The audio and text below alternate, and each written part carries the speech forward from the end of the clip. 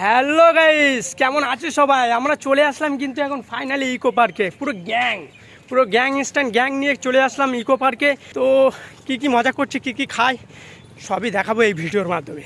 বলতে না বলতে হাতে কিন্তু খাবার চলে আসলো, চিকেন কষা, চিকেন কাবাব এবং ফিশ ফ্রাই। আমরা ঘুরতে খেতে কিন্তু মজা করছিলাম। এমনিতে আমি ফাস্টফুড খাবার খেতে খুবই ভালোবাসি। তো ফাইনালি আমরা চলে গেলাম গুপিতে যাওয়ার পরে যে যার মতো পোলাও থেকে মটন থেকে শুরু করে একদম ফিশ থেকে শুরু করে যে যার মতো বেড়ে বুড়ে খাচ্ছে। আমি নিয়ে নিয়েছিলাম সাদা ভাত এবং পোলাও এবং চিকেন কাবাব, মটন নিয়ে নিয়েছিলাম। তো আমার পছন্দ মতন আমি খাবারগুলো সব কিছু বেড়ে বুড়ে নিয়ে খাওয়া শুরু করলাম।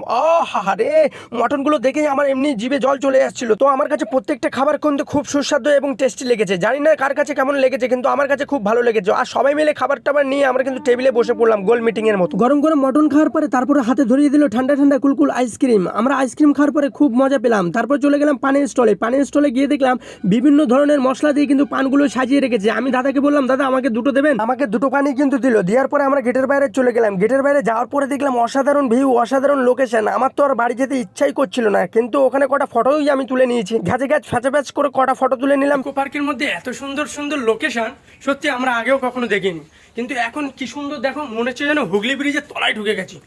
অমাইক লাগছে, চতুর্দিকে যেদিকে তাকাচ্ছে শুধু কতগুলো যে প্ল্যান করতে হয়েছে, কত কোটি কোটি টাকা যে ইনভেস্ট, কত কোটি কোটি টাকা খরচা। সত্যি এখানে টাকা খরচা করে আসলেও তোমার টাকা উসুল হয়ে যাবে। তো চলো আরো কিছু দেখায়। আরো কিছু বলতে এই সেই বিখ্যাত বাঁশবাগানের মধ্যে শুধু খেলাধুলা হয় আর ক্যাচকুচ প্যাচপুচ করে আওয়াজ হয়, তার মানে খারাপ কিছু নয় কিন্তু। আর হ্যাঁ বন্ধুরা, এই যে গাড়ি দুটো দাঁড় করানো আছে এটা কিন্তু বিয়ের গাড়ি ভাববেন না। এই গাড়িতে করে কিন্তু আমরা বন্ধু বান্ধব বেশি এনজয় করতে এসেছি। আপনার বিয়েতে আমার বিয়েতে কিন্তু এই গাড়িটাই যাবে। হে গাইস, চলে আসলাম কিন্তু এখন চাইনিজ রুমে। চাইনিজ রুমটা দেখো কতভাবে কি সুন্দরভাবে নিখুঁতভাবে তৈরি করেছে কাঠ দিয়ে, তাই তো? কাঠ এবং সিমেন্ট বালি ইত্যাদি সব কিছু দিয়েই কিন্তু চাইনিজ ঘরটা তৈরি করেছে। টাকা পুরো ওসুল কি।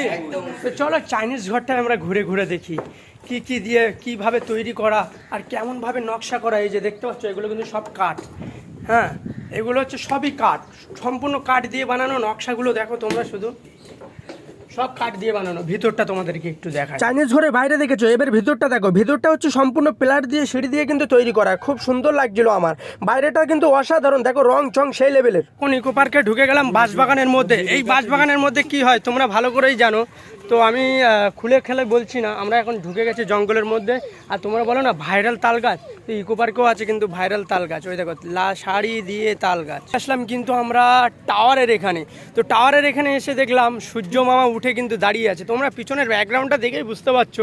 শেষমেশ বাড়ির দিকে কিন্তু রওনা দিতে হচ্ছে। আনন্দ করলাম, ফুর্তি করলাম, খাওয়া দাওয়া, এনজয়, ডান্স, রোমান্স সব কিছুই হলো। তবে হ্যাঁ, লোকেশনগুলো কিন্তু সেই লাগছে। তোমরা এসে ঘুরে যেতে পারো 3 নম্বর গেট, ইকো পার্ক 3 নম্বর গেট।